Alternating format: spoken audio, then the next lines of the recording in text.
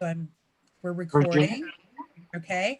All right. So Norm, do you want to welcome everybody and do our actual official intro for this? The earphones? I don't You know. need to unmute yourself.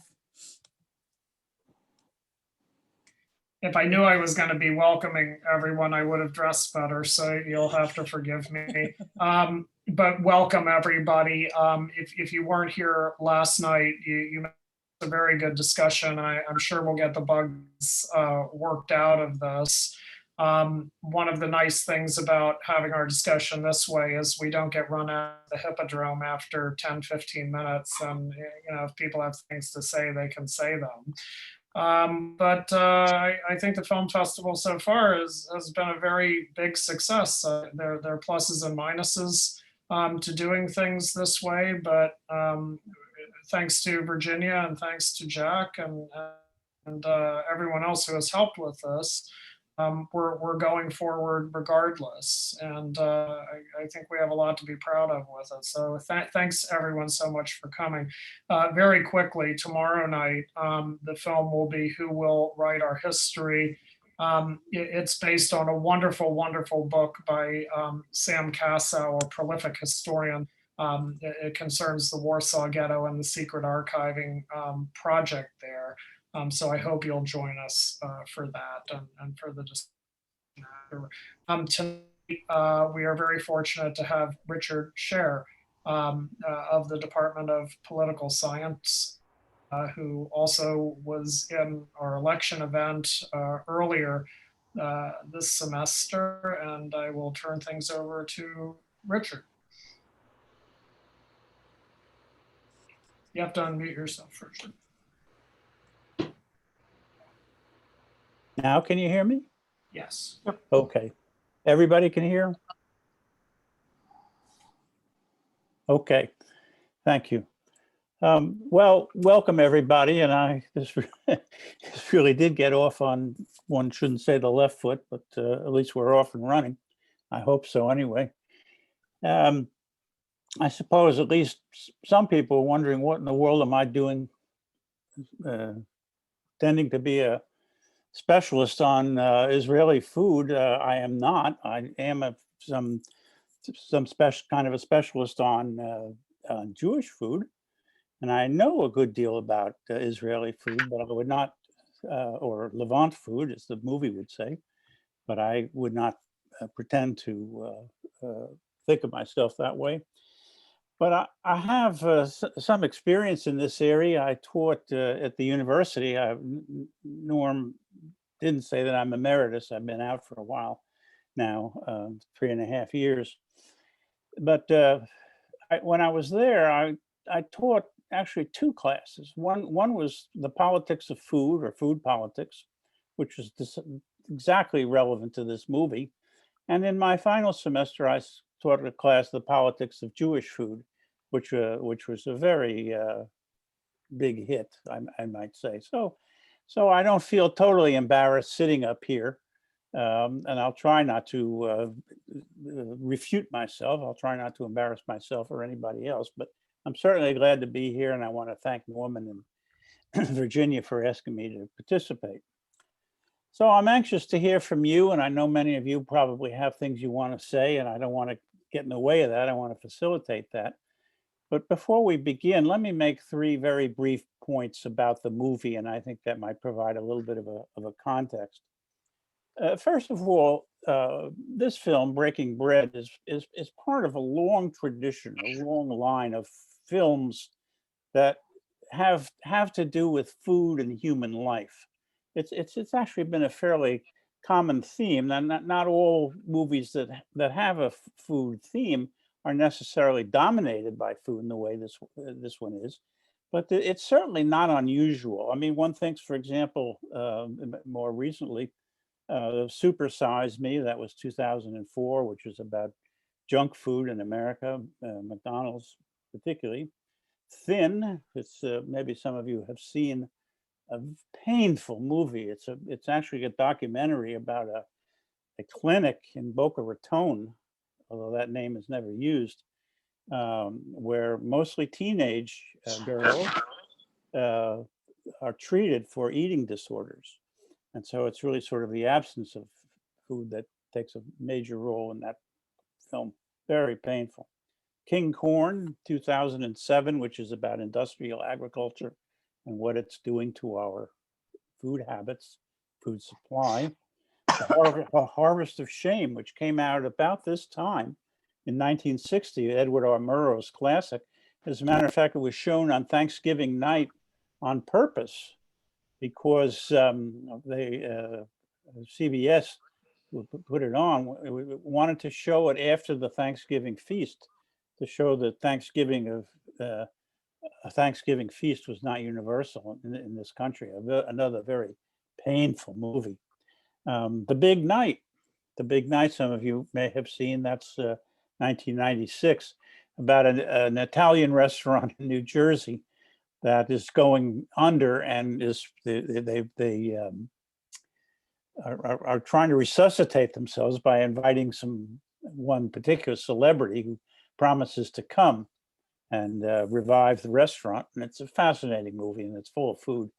But I won't tell you what happens in case you've not seen the movie but want to. It's worth watching. But then there's three other films that I want to mention, which are of a different sort. And the three in particular, and they are definitely worth mentioning. The first is not in order by any means. Babette's Feast in 1987. Babette's Feast is arguably the finest movie about finest film about food that's ever been created. It's the Danish movie, and it's just stunningly beautiful. You have to wade through the first hour though, not fall asleep. After that, it's wonderful. Eat, Drink, Man, Woman is a Taiwanese movie about a dysfunctional family where the father is a widower, owns a Chinese restaurant, is a very distinguished chef, and his daughters, and they cannot communicate except over a meal. I mean, they're just totally, it's almost as if they're not alive unless they have food in front of them. And then the last one I'm going to mention is Tom Jones from 1963, which is, again, a movie about the power of food. In fact, I would say that all three of these movies, like Breaking Bread, is about the transformative power of food. What do I mean by the transformative power of food? It means that food or a meal makes a difference to an individual, and even at a societal level, it makes a difference. It moves people. And in Babette's Feast and Eat, Drink, Man, Woman, and in Tom Jones, I mean, it hits you right in the face. And in a sense, Baking Bread is exactly that. It's a movie about the power of food to transform people. In this case, Israelis and Palestinians. So that's really my first point. The second point, and that the theme of the movie, it seems to me, it was given in really the first few minutes, remember the first Muslim Arab winner of the Israeli Master Chef TV competition, and I won't try to pronounce her name because I won't get it right, but she shows up all the way through the movie and wears a black dress. She says there's no room for politics in the kitchen. And I beg to disagree strongly. I like the woman. Everything else she says is right on, but she missed this one. There's politics all over the kitchen, and it doesn't matter which kitchen, and it doesn't matter whose kitchen. And perhaps we might want to talk about this, but it depends on the kind of politics and what they're for. And you have to remember that politics can be constructive, believe it or not. After these past 4 years, it's hard to believe that, but they can be constructive and not necessarily destructive. And I think the Dr. Knopf, or however her name is pronounced, first name, misses the fact that politics can be constructive and not always destructive. And finally, the last point, a very short one, is that this is a case study of what's happening in Haifa. I've not been to Haifa, maybe some of you have. I haven't been to Israel, as a matter of fact, since 1968, so I can't claim to be an expert there either. But the case study approach is a wonderful one for rich investigations, and we certainly get that here. But the problem of all case studies is is it unique? I mean, could this movie have been made in Jerusalem or Tel Aviv, and Damascus or Cairo or Amman or Beirut? That's a question that we may want to talk about at least for a few minutes. And then again, because it's a case study, a presumably successful case study based on the evidence presented in the movie, is it overly optimistic, or is it simplistic in its reliance on the power, the transformative power of food? So those are my introductory remarks, and I'd like to hear from you, comments, questions, however you wish to proceed. But I just wanted to provide a little bit of a context here. So the floor is open, ladies and gentlemen, if anyone wishes to comment. Well, I really have a comment about all the movie. I wrote down all the titles of all the movies that you mentioned, and I'm interested in seeing them. They're easily accessible. In our family, Aida takes care of finding the movies, but I know I think we've seen every one of these movies at Oh. home, or most of them. Okay. Anyway, Good recommendation. I used to have copies of them because I would show some of them in classes. King Corn, the students love, for example. Harvest of Shame, they were just too shocked. And I must tell you about Thin. I'm not going to mention any names, as I said, but I never showed that movie without someone, usually a young woman, coming up to me after class, often crying, and with the most amazing stories, like not my mother, my sister was in that clinic. Oh, Or another one I remember coming, she said, I went to that clinic, I found my cousin, and I couldn't stay, I had to leave. I mean, so that's a painful movie. It's very upsetting, but it's an important movie.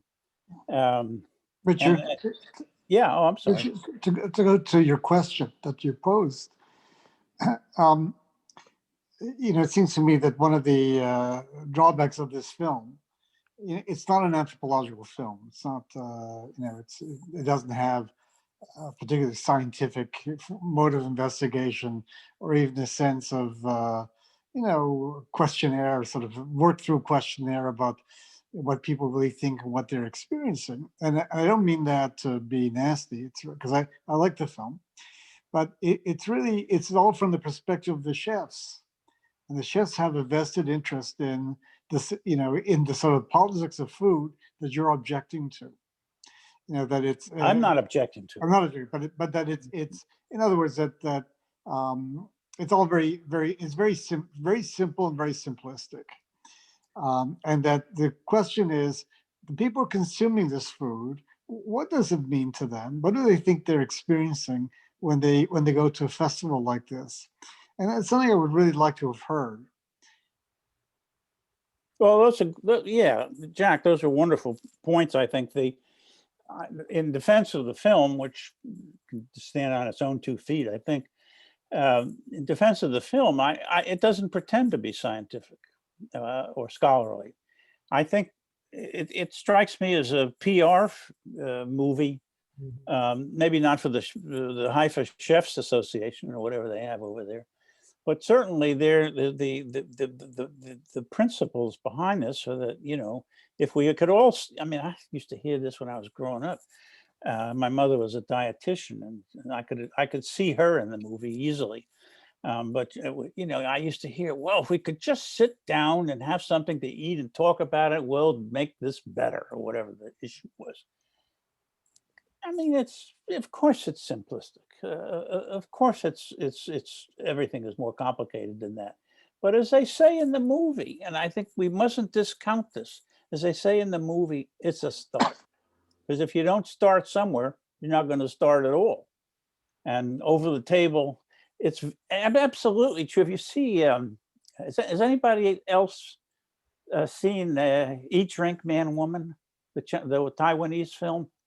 You have to watch that. That's just amazing, because these people absolutely cannot even recognize their problems unless they've got a plate full of food in front of them. Darn nice.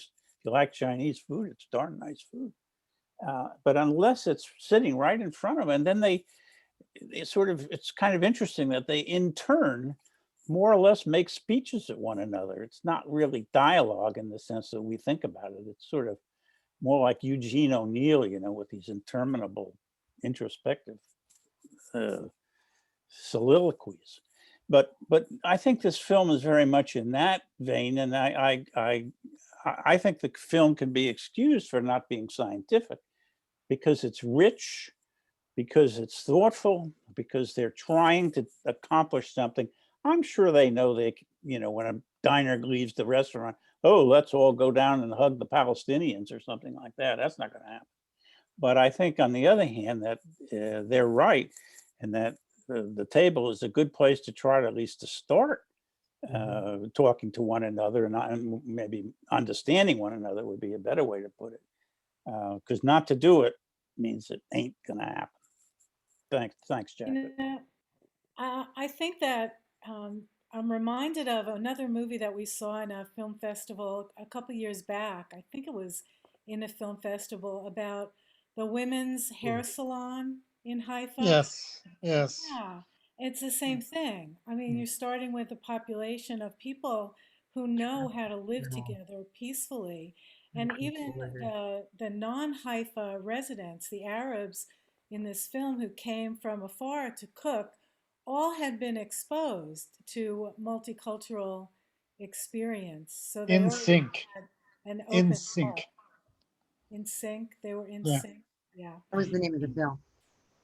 In terms of what you said, Jack, about the people who came, I was very amused by the sign, the big sign at the festival that said, if you're this, if you're Right, homophobic, or if Or you're an asshole.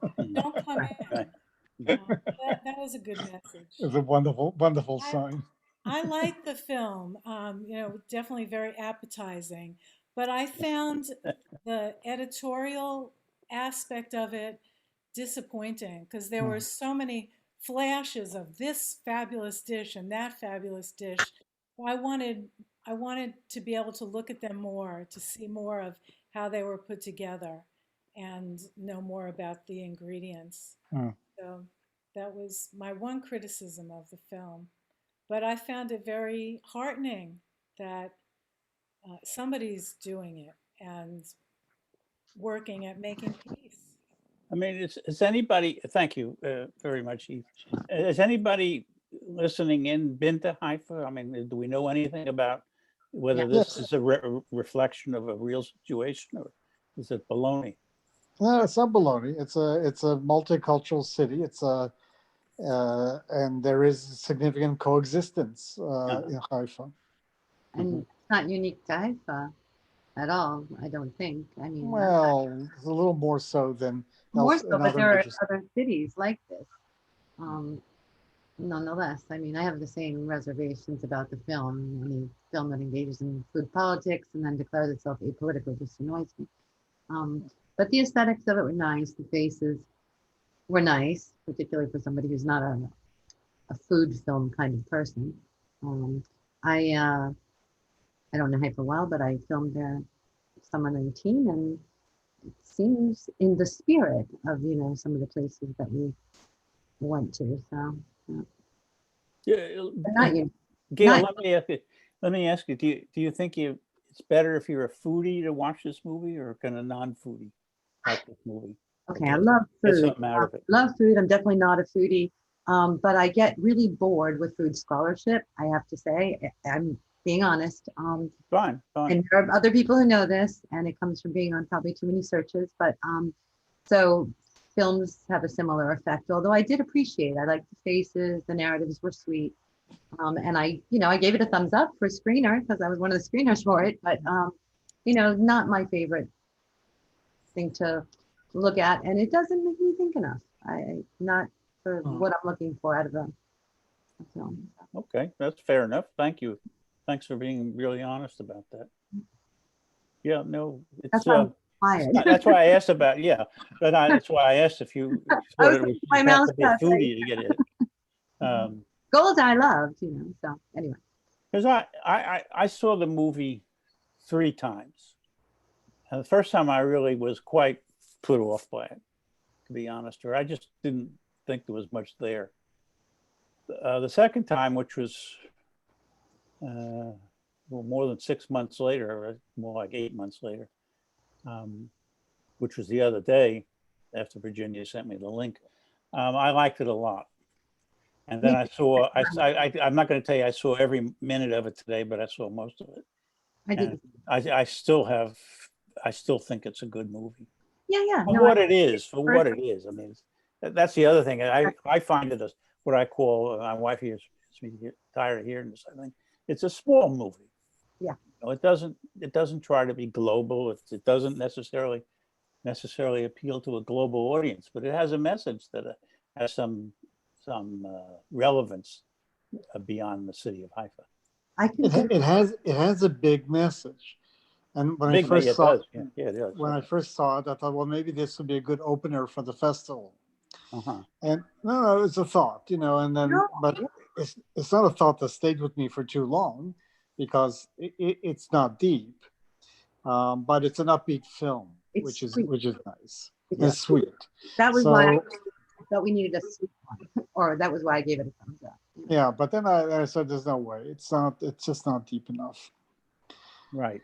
But it is a feel-good movie, and It's a feel good. there's certainly a role for that, even in a film festival with people who tend to think deep, often dark thoughts. But you can't. Most of our films, especially on Israel, are dark. They're really dark. So yes. Yeah, no, that's right.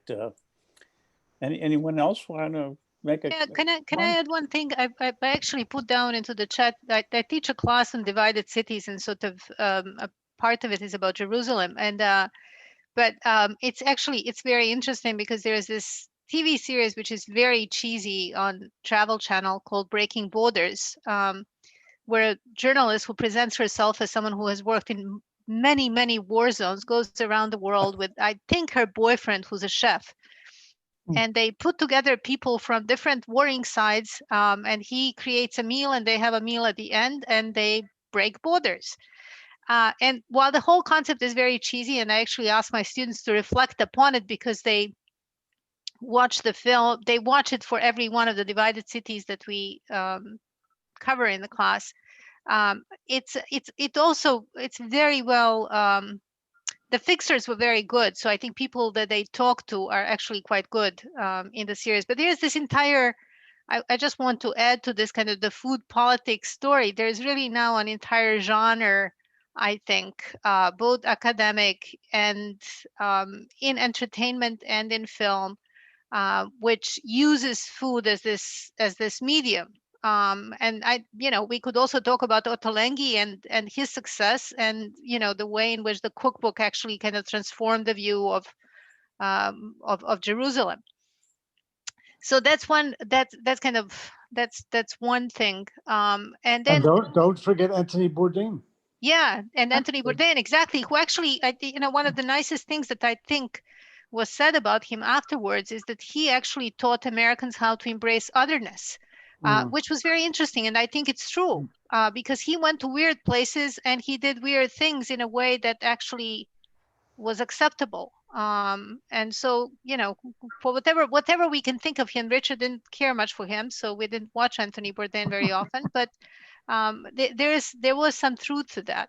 But the other thing which I wanted to ask you, who know Israel a little bit better, I think the thing which put me off about this film the first time when I watched it was actually that I thought that this was one of those examples of a film that probably works very differently domestically than internationally. That it tells one story to domestic audiences or to audiences within Israel, and actually a very different story to those who are outside. And I wanted to ask if you had the same impression or not. Whom are you asking? I had the impression that it's one of those things that that within Israel this is breaking borders. That when you put it when you're watching it outside, it becomes a commercial for diversity. So it has a very different political resonances. You know, just imagine this as a story about a city in the United States, where in the middle of these racial conflicts, you know, the chefs are coming together. How would we watch that story within the United States, and how would that story operate if it was sent outside into the world as a story about the US? You're asking a very interesting question. And a lot of the films that we show, I've seen in Israel at the Jerusalem Film Festival. Unfortunately, not this one. And based upon your question, I'd love to have seen what the audience reaction in Israel would have been to the film. But since I saw it really through distributors list who offered to show me the screener, I don't know what the reaction was in Israel. In Sync, we had some Israelis in the audience, one of whom was very put off by the film. And then we had a faculty member really put that person down. It was quite interesting, actually. But Israelis tend to be very political, and they would pick up on sort of the political incorrectness in a film like this, and would be, especially the academics who are likely to go to the film festival and see something like this. I imagine the reaction would be pretty negative. Interesting, very interesting. I mean, the only thing I was thinking while Aida was talking, and then you, Jack, what if we had a movie in which down on the Rio Grande, and we had a movie in which chefs from, let's say, El Paso, and then the immigrants coming over into this country. I mean, would the same message come through? I mean, and you know, it seems to me that particularly Texans, but maybe other Americans as well, might have the reactions. Why are they doing that? I mean, why does some Mexican chef and some El Paso chef want to, you know, make tacos together or whatever it is they're going to do? Now, there's a show. There's actually there's actually one of the best John Sayles movies about the border politics, and I'll remember it and put it in the chat. I can't remember the name now, but there's a Mexican American character in there who's a woman, super smart, a teacher, who actually at one point says, you will allow diversity only as long as it deals with food. But when it has to deal with us and our bodies, then it becomes a different story. And I think that that's something, I don't know if that's what Gail thinks about kind of the limits of food politics, but I think that there is an aspect of that we can, it's an allowable aspect of diversity that we can all partake in and enjoy, but it also means that it poses certain limits as to how far beyond that we would go. And whether potentially be repeated, where the distinctive elements are. What is distinct in one country from another country rather than the same argument? One of the interesting things here is of course, you know, the medium. So it's not just the mise en abîme, because it's not just the transformative power of food, it's the transformative power of film. And there, you know, I think that if this is the mission, you know, the filmmakers are going to constantly be looking at these things. But, you know, if you look back at other examples, I mean, Norm, you probably remember this, the stories of the war, you know, two armies playing football on the holiday or having Christmas dinner together. You know, these kinds of narratives are narratives that we want to hear, and they're narratives that show that there are people already breaking these borders. I agree 100% with Jack, though. I think that it really is for an outside of Israel audience. And my friends who are Israelis in the US, I mean, some of them obviously would love to and would love to make this film, but others I think would respond pretty critically to the facility of it. Also, in response to Richard's point about chefs along the Rio Grande, or wherever it was, Yeah, how people would respond to it. My snotty answer to it is perhaps fine, as long as they're not Israeli academics. yeah. Well, there is that. But the other thing, though, about what strikes me, to pick up maybe on Aida's point and Gail's, which is, I think one of the reasons why food is acceptable is that it's finite. I mean, in other words, you come into the restaurant, you see, let's say, let's suppose it's Denver, or somewhere Boulder out there. And you've got an American chef and you've got a Native American chef. And again, people might be wondering, why in the world are we doing this? I mean, who wants to eat Indian food? Which is probably what some people would say. On the other hand, people can manage that. You go in, you sit down, you spend. These kinds of films, I get a little bored with scholarship because I don't, so far. But when you look at what's happened in other countries, where in France, you probably know this, Norm, there are actually groups that organize spinach and sausage cocktails, or wine and sausage cocktails purposefully, so that they know that Muslims and Jews are excluded in public places. So this is sort of, the polar happy opposite. Jack, what's the story? I mean, why aren't you supposed to invite a Christian to a Seder? Well, there's a moment in the Seder when you drink the Eliyahu's cup, where you open the door and to invite Eliyahu in. But if you know the prayer that you recite, it's you ask God to pour out his wrath on the nations of the world. And that was inserted in the Middle Ages when relations between Christians and Jews was particularly, shall we say, problematic. But it's remained in the Seder, at least in most Seders. I guess not in more politically correct Seders. So there are certain aspects of the Seder which are sort of very in groove.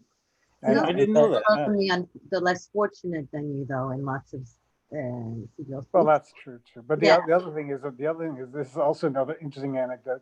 It is the meal. Okay, I was talking about Christians, but in Israel, there's a tendency to invite Arabs to this. So Arabs with whom you work and you're friendly, intimate with a certain way.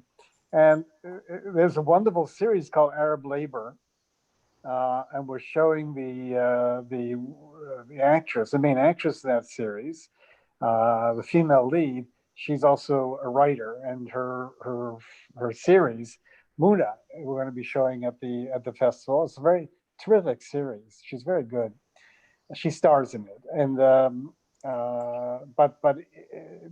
but in Arab Labor, there's a brilliant Passover scene, where the Arab in the series is sort of lamenting the fact he's constantly has to go to these Passover Seders and can't make it anymore. We actually, your point piqued my memory, because I was either too young to be at this Seder, or I don't remember. It might have happened before I was even there. But that one Seder, they opened the door at the appropriate time, and sure enough, there was some homeless person standing there, and they invited him in, and that actually happened. That's who Eliyahu Novi is supposed to be.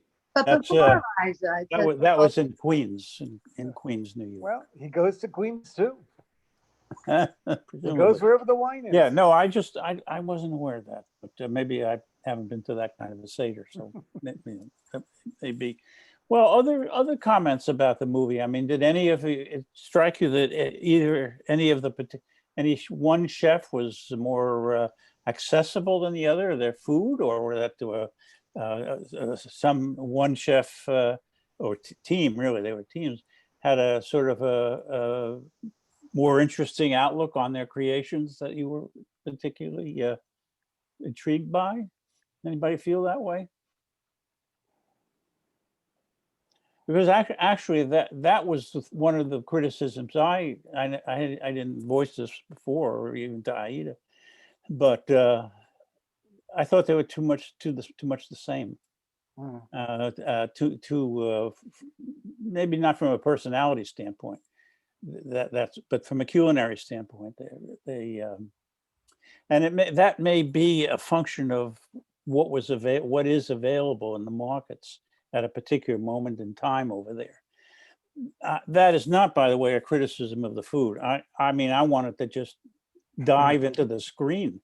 I mean, as I say, I am no specialist in that by any means, but it sure looked good, and I would hope at some point, Aida and I have talked about going to Israel, but if we do, and when we do, we have to go visit some of these places. Eat some of these guys' food.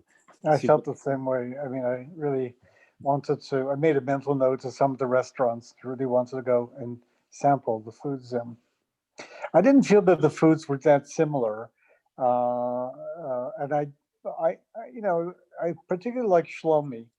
And I thought it was hampered by the fact that his English was not fluent and he wanted to speak in English. And I think he would have been a stronger character if there weren't the language, limitation that he had. Shlomi, I like a little too macho for my taste.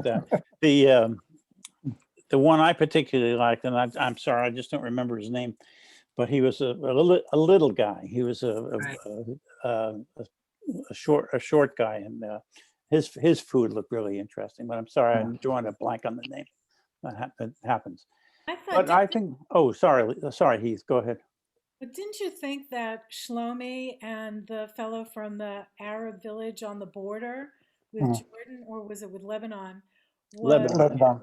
they were given so much more time to Mm. talk about their histories and the histories of the restaurant and the village. I mean, I found that all very interesting. I'd love to go to that village. Yeah, me Curious too. village. I'll join you. Yeah. And their food, a lot more time, a lot more camera time was spent on Right. how they were cooking their dishes, how they were putting them together. And the He cinematography on yeah. the food was exquisite, even Yeah. though some of it went by too quickly. I mean, that really, I mean, the food was just multi-dimensional on the screen. Vivid. I kind of thought he was like the central character because you heard about his grandfather, his father. So I thought, it kind of centered around him and his new, and his making friends. He made a friend, he said. And I Right. liked their exchange of ideas, and because I too believe I was married to a chef, so I know food is very important to a chef, and learning a new way of doing something with ingredients at hand is really very important. And it Mhm. ties people, brings people together, gives them a chance to talk. So I liked her. I don't remember her name, the chef who said she was from Palestine, a Palestinian, and I liked the way she expressed herself. So I really like the two, but the others were kind of like minor roles. The other chefs played kind of a minor role. I wondered if Shlomi was put off by the Arab whose name I don't remember. Tall, really Yeah, handsome so man, Who, but he who talked so talked and much. talked and talked and talked and talked and talked and Yeah, talked. yeah, yeah. It was very Well, pushy, kind of like, "Oh, we're going to do it my way." Mhm. But then it all seemed to really have worked out. I thought the Shlomi could handle himself. It's like, yeah, wasn't yeah, too. yeah. If we're choosing teams, I want Shlomi on my team. But I wonder if some of that, I mean, I think Heath's point is a good one, and I wonder if some of that though isn't the function of editing of the film. I don't know. I was going to say that the films are made in the cutting room. Right. There's a script, and then they sit, they look at the rushes, they look at what they got, and say, well, this should have been great, but it's not. It's deadly. Person doesn't really say anything coherently. We can't use it, and then people get cut out of films. Yep. Yep. Right. Right. The That restaurant with the three-story glass facade. yeah, that was beautiful. yeah, Town. I'd that love was to know more about that place. not where most of us are going to eat, though. Maybe. Be nice idea. It'd be nice. Go for cocktails. Wasn't there a movie in another Jewish film festival that was from Canada where there were Jewish delis and bagels was the featured In food? Montreal, yeah, the one in Montreal. Right, That's a Yidlife Crisis. right. That's right. I Yeah, like that one. great. Well, if you haven't been to Montreal and gone to Schwartz's, you haven't lived. So You haven't lived. Yeah. leave it at that. Leave it at that. Put that I'll on say, my bucket list. if you hadn't been to Montreal, you haven't lived. Yeah, well, that's true too. Yeah. So folks, any final comments? So anyone would This like? is Linda. I wanted to say, can you hear me? I Yeah. wanted to, yeah, Oh, go let me go put on ahead. my video so I can say hello. Hi. Hi. Yeah, I really enjoyed the movie. I found some of it a little bit, Sue's here too. Some of it boring, but I tell you, as a dietitian, I couldn't get past some of the food handling practices.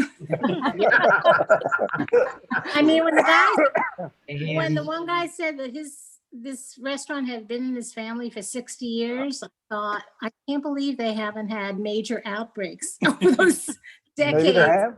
Because I mean, one guy was going like this with his nose, and I think it was Shlomo was wiping his hand on his pants, and He wiped digging into the food with his bare hands, and And they were all it was- smoking. and of course they were all smoking too. Smoking, right. But it was hard to get past that, and I thought to myself, I mean, the food looked good, but I thought I'd never want to eat in any of those restaurants, honestly. I gave her a piece of chocolate and she's better now. Oh, did not. If you read any of Anthony Bourdain's books, that's exactly the image that comes through on the TV shows that I've watched. And Naid is right. Guy used to drive me nuts, frankly. I respected him, but didn't care for him anyway. But that kind of practice, I'm sorry to say, Linda, is, according to Bourdain, is quite common even in the States. Yeah. And I'm not going to mention any names, but I suspect in some of the Gainesville restaurants as well.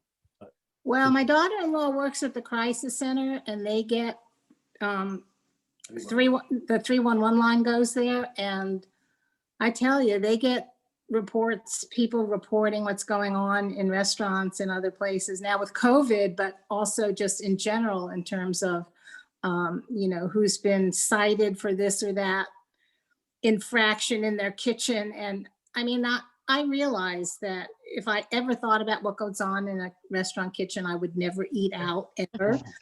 So I just Yeah. sort of don't think about it, but some things are more egregious than others. So that it kind of takes away from it when you notice those things. To say the least, yeah. I have a friend, I haven't seen him in a number of years, but he is, the last I heard anyway, he was chief of staff of the University of Mississippi Medical School and Hospital. A wonderful guy. And I remember when he visited us some years ago, he said, whatever you do, don't ever eat at Red Lobster. He said, no, yeah, or Red Lobster, as one of our secretaries used to call it. It just, she said they get more cases of gastric distress, so I say from Red Lobster than any other. But that was in Mississippi. Maybe it's better now. And I know Red Lobster is really popular, especially with the older crowd. But I've only been in it twice. And that's the scary part when it's the older crowd. Yeah, of Is course. Yeah. So, Well, I'm getting some That's signals here, folks. Oh, go another- ahead, Linda. That you'll have the last What's- word. Chocolat, wasn't that another food movie? Oh Chocolat. yeah, that was a good one. Yeah, right. That was very, me too. very good one. Yeah, Yeah. I like that a lot. The book was even better. Of course, that's a cliche, but the movie was wonderful. Yeah, I liked it a lot. But folks, I'm getting signals that maybe we ought to Wait a minute. Thank you. Sign off. I just want to tell you about a TV program. Maybe some of you have seen it. It's on PBS. It's called Somewhere South. It's a series, it's a documentary. Chef Vivian Howard, who grew up in North Carolina, learned to cook in New York, met her husband, moved back to North Carolina, and it's all about her opening the restaurant and cooking local foods and sourcing from the farmers and the fishermen and the locals who've been cooking these traditional Southern foods for generations. And she takes a different theme every episode. It's not the greatest show. I don't know if it's up to your standards, but I would recommend it if you want to see something about Southern food in this day and age. And she's also doing lots of modern twists using local foods like muscadine grapes and oysters and locally grown corn and Well, thank you for that. And the name again of the show? somewhere south. Somewhere South. I don't know the show, but sounds interesting. Turn it on. Thank you. Well, thank you everyone for tuning in and participating, and look forward to the next one. Okay? Lovely Wait, to wait, see you wait, all. wait, Can I wait. just Have a good say? evening. Virginia, Bye. Hasta Virginia, luego Yeah, Virginia, just the really next- nice. the next Thank you, film. Virginia. Thanks, Jack. Thanks. Thanks to for the people What organizing it. is the next film? Okay, We're the gonna do next, tomorrow. Who well, will they're write- all leaving. The next film tomorrow night is Who Will Write Our Oh, History? okay. Okay. And Dr. Goda is our talkback lead. All right, and the film afterwards, after that? It'll be Muna will be on Wednesday, and Thursday is Incitement. All They're all excellent films. They're really very good. And yeah. and I mean, Who Will Write Our History is terrific. It's really riveting. But Muna is really good, and you're not going to see it in any place other than here. This is unique. So we're showing 2 episodes of it, and I really liked it. I have Thank to. you again. I did recommend to my students, Virginia. You may get messages from them, but I'll incite them tomorrow again. I just, I hope Please, yeah. they have should them take call- advantage of this. It's free for them. So, Yep. They Yeah. got worried because they thought they had to sign up. Mine wrote to me too. So can they actually dial the number that they're told to dial? Um, On the Wait. website, it says they have to dial to make a Yeah, it reservation. says Is to that call true? a number. yeah, they should call us and we can register them. It's just there was no way of being able to do a workaround. Like we've always had to register students manually because So we tell them it's okay to leave a message. yeah, that's okay to leave a message. William or I will get right back to them and we'll get them registered, but they do need to go through us. Okay. Okay. Either email or call us and we'll get them registered. Okay. What if I collected their emails and sent them to you, or but their IDs or something? Would that be okay? All they need is a what we call an oofly-doo email, which Okay. is ufl.edu. Yeah, Okay. they just need that and we know that they're a student. That's all they Okay. need. Okay. Yep, Okay. send us a list and we'll be happy to register Okay. them.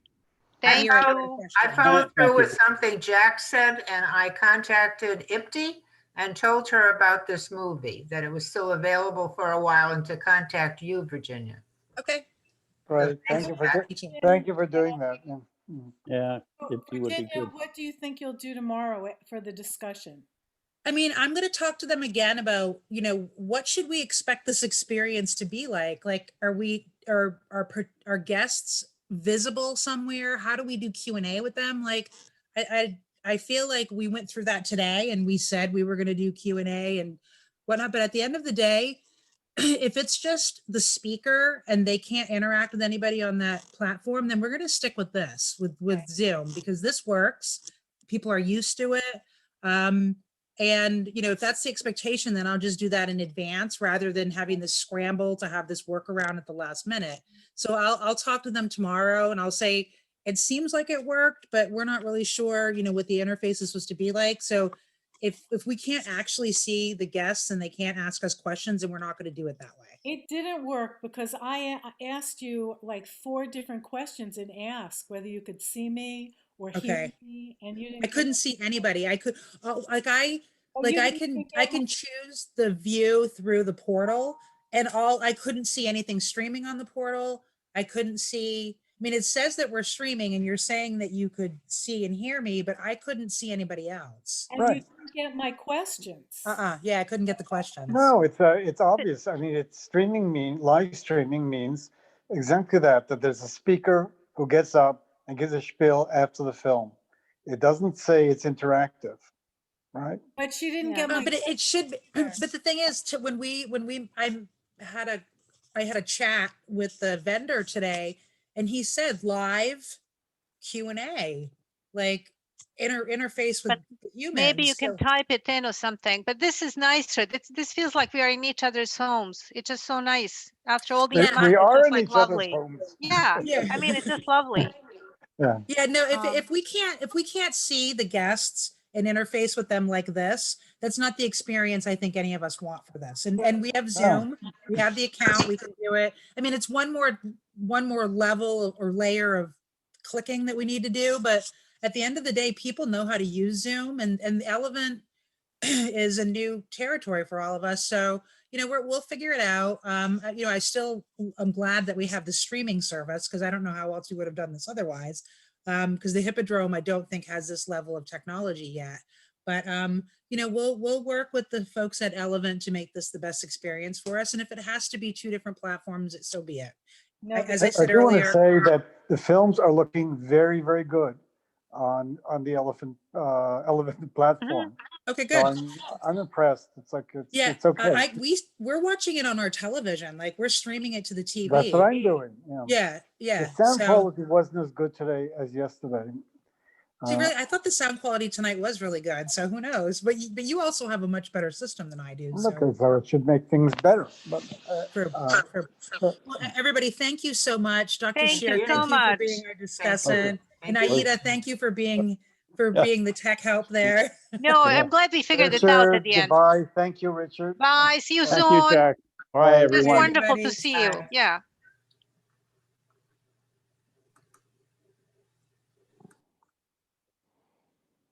Virginia,